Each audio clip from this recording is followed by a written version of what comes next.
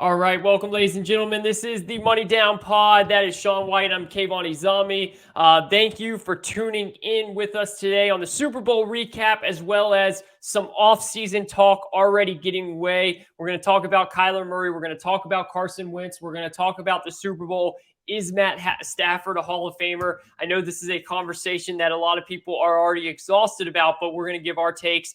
And then also, Sean has a really interesting thought that I have not heard yet about Deshaun Watson. So stay tuned for that as well. And then remember, tomorrow we will be doing our first mock, the Money Down Pod, mock 1.0. Sean will do a pick. I will do a pick. We'll go through the first round and really mock out our first draft. And that will be really interesting to see. So stay tuned for that. Without further ado, though, I do want to say we apologize for our last video. We had some technical difficulties.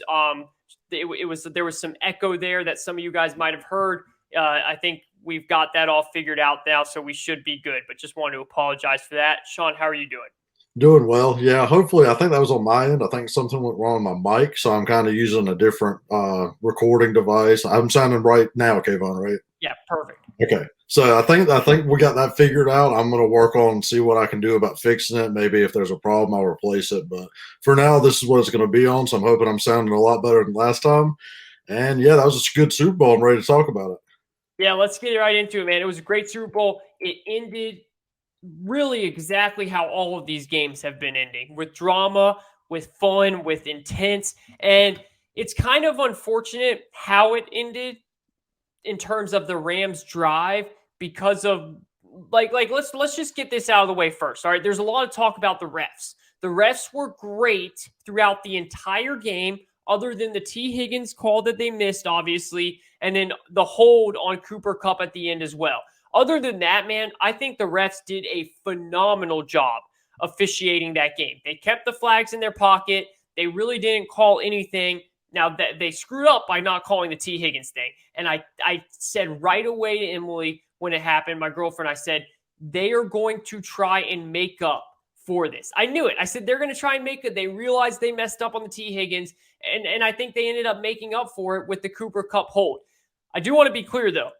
Bengals fans, you can't blame the officiating officials for losing that game, because while they did give you a new set of downs from the Cooper Kupp thing, they also gave you a touchdown to take the lead that you held on to all the way until a minute left in the game with that pass interference call. So it's hard for you to blame the refs on that when also you then got the ball left with a minute. You had all the chances to go down and drive, and you made some really weird play calls there by Zach Taylor towards the end. So I just don't think it's fair at all to blame the refs on this, but I do think it is a conversation to be had because there were two calls, in my opinion, that were very questionable. What were your thoughts?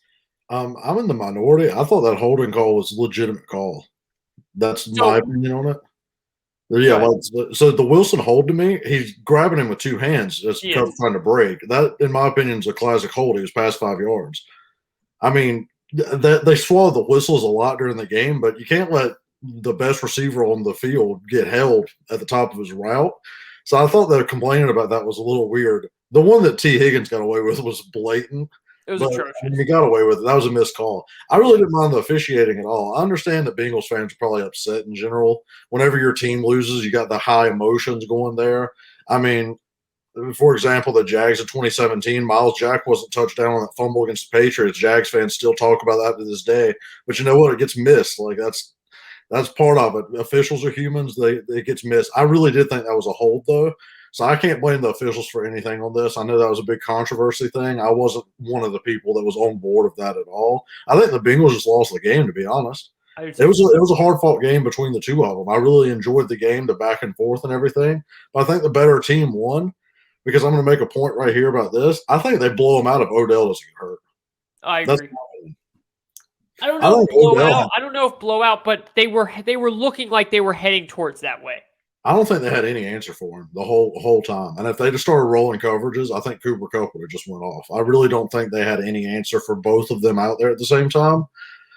But again, that's something we'll never know. It had a very Jameson Williams, Alabama feel to it in the national championship, for sure, with the knee. So In reality, that's how I felt. The problem really was Joe Burrow actually just didn't have enough time on the Bengals side, which I mean, I know everyone's going to hear offensive line, offensive line, offensive line, but wow, the receivers were beating even Jalen Ramsey out there in one-on-ones all the time. That they couldn't cover him, but Donald and Von Miller and Floyd and all them boys were just getting to Burrow too quick.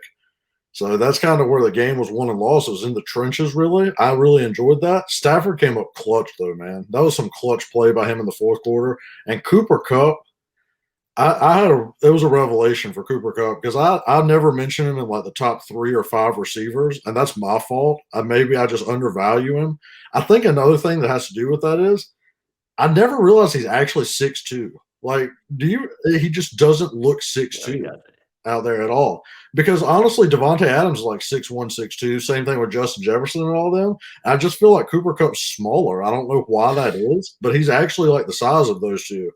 So it's kind of weird, but I got to give Cooper Kupp his credit. He's actually the best receiver in the league, in my opinion. He's bracketed all game long. If you press him up, he gets open. If you lay off, he gets open. If you have 2, he gets open. He's just open the whole game, and you got to give him props because in the clutch time, him and Stafford came through for their team. They went down, did the drive, and won the game, and then Donald cleaned up the rest when Burrow was trying to make his drive, who he had Jamar Chase wide open on that play, just didn't have enough time to get it to him. That was an excellent game. It was perfect for these playoffs. These last 6 games or so have just been one-score games. It's been the best playoffs, in my opinion, in a long, long time, maybe ever, that I've seen because of how tight the games have been. Great Super Bowl to end it off on 2 teams that really don't get a lot of love, but, I mean, they were there, and it was still the most-watched Super Bowl of all time. Yeah. Ramsey had a rough game. Oh, yeah. Ramsey had a very rough game, and could you imagine if Burrow did get the ball off in time and the Bengals won on a walk-off touchdown that was like a 50-yarder over Ramsey because he got burnt like that? Because he was gone. That was a walk-off touchdown. Now, the Rams would have had some time left on the clock, but he was gone. A couple things with this, because the Kupp thing is so accurate. Kupp was amazing. Everybody and their mother knew on that final drive where they were going. And it's still, first of all, the no-look throw by Stafford might be the best throw I've ever seen. I think Lions fans are vindicated on that. You saw it on Twitter all the time that when he was with the Lions, Mahomes would be making throws, and Lions fans would be like, Stafford does that every week, but nobody cares. Doesn't matter, though. This moment, in the moment, this drive, to do it on that drive, to have the balls to do a no-look pass in the Super Bowl with 2 minutes left on the clock, it is the most amazing throw that I've ever seen. And you're right, we do see those things of what he was doing. He's been doing those for a long time, but just for him to do that is incredible. I want to talk about the 4th and 1 also, that Sean McVay ran a jet sweep and Cooper Kupp came. That was a phenomenal alert play by Cooper Kupp because if you look at it, he was supposed to go outside. He was supposed to go outside the block, and he realized there was no way he was going to get outside on that 4th and 1.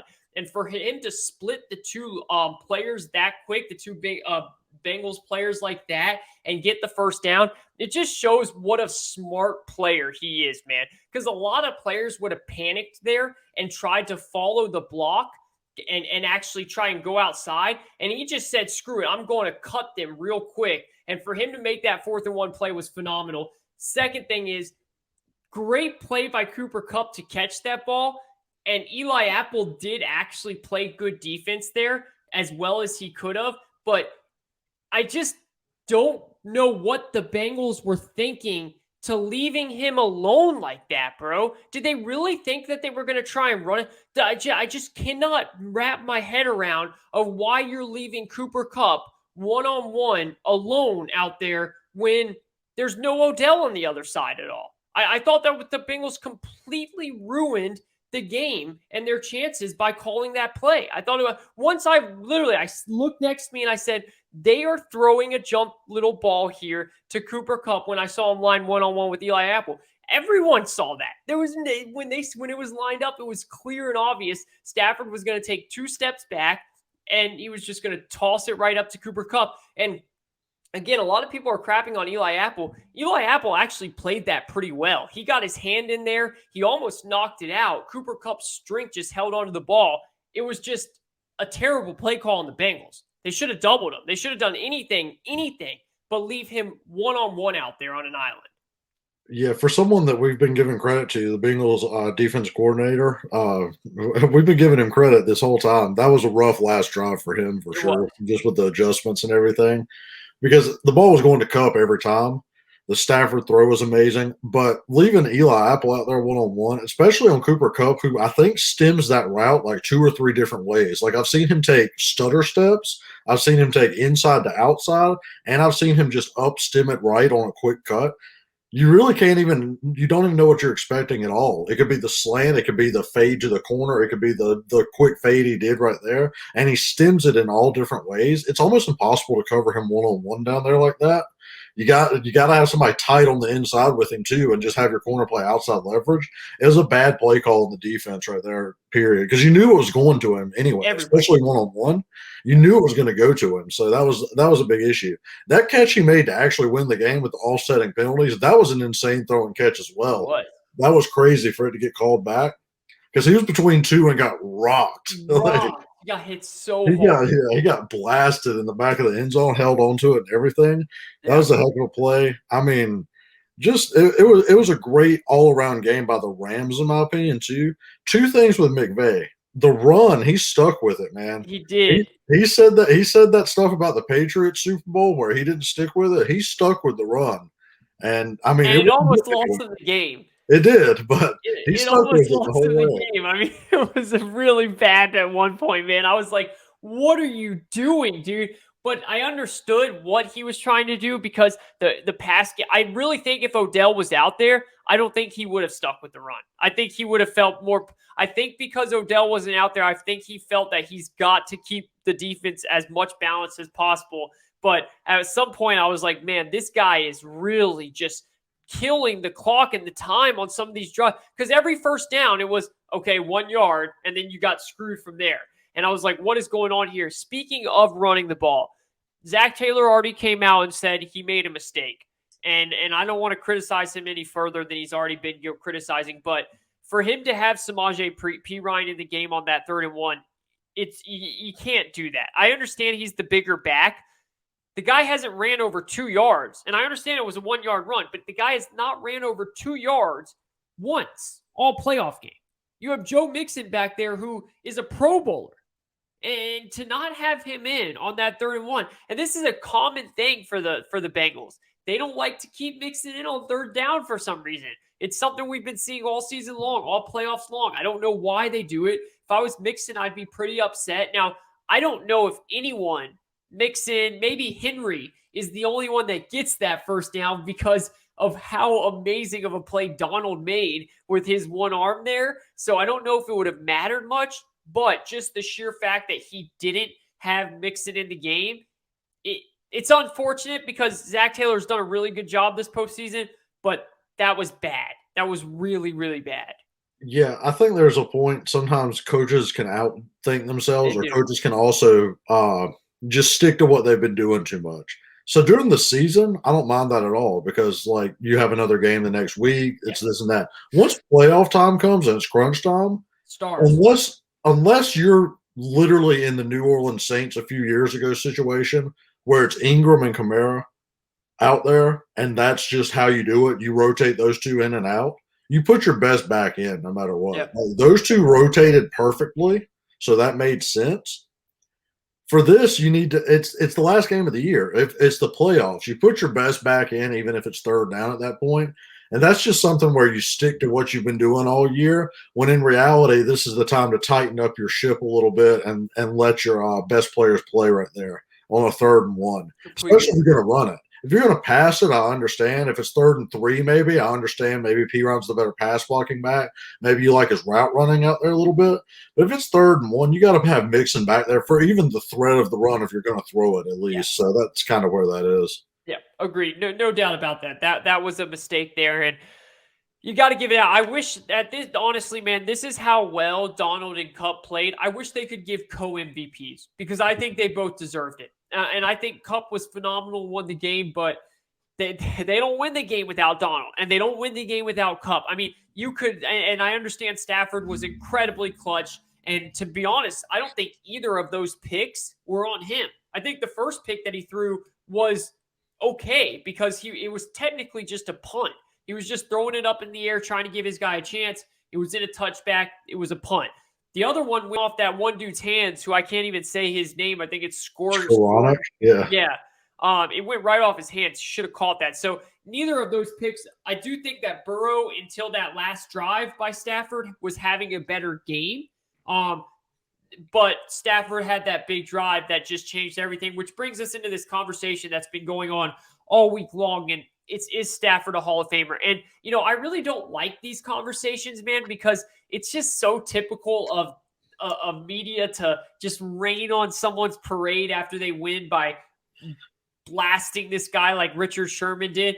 But the issue is Richard Sherman was right, Sean. Is Stafford going to be a Hall of Famer?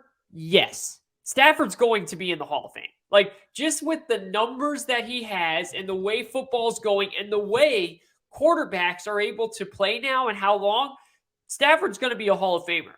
But the question is, does he deserve to be one right now? It's hard to say yes on that one. And it's hard to say yes on that one, even though I know he played in Detroit. For him to only have one Pro Bowl, for him to never have made an All-Pro, like the MVP to me isn't that big of a deal because the MVP is hard. But to not make an All-Pro, to only have one Pro Bowl, and it's not like think about it. Matt Ryan has 4 Pro Bowls during the time that Matthew Stafford has 1.